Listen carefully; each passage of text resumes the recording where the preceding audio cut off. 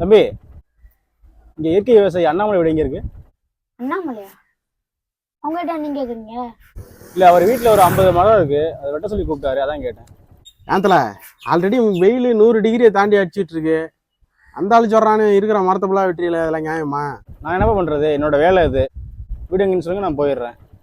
சரி சரி, இந்த இந்த கடைசியில் லாஸ்ட் வீடு போங்க. நேரா போய் லாஸ்ட் வீடா? சரி, ஓகேப்பா, தேங்க்ஸ்.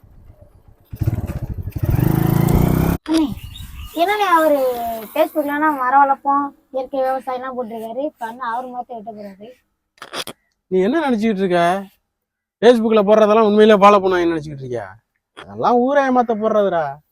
அந்த ஆளு வீட்டுக்கு இடைஞ்சலா இருக்குன்னு பனை மரத்தை ஃபுல்லாக வெட்டுறாங்கன்னு நினைக்கிறேன். ஆமா, அதனால ஒரு கேஸை போட்டு விட்டாதான் தெரியாது. இப்ப எல்லாருமே அப்படிதானா? 100க்கு 98% இப்படிதான். எவனே அவன் சொல்றதெல்லாம் ஃபாலோ பண்ண மாட்டாங்க, மற்றவங்கள ஃபாலோ பண்ண சொல்லுவாங்க. அது தெரியாம தான் அவங்கள நல்லவங்க வல்லவங்க நம்ம அழுகு போல் எடுத்துடுறாங்க.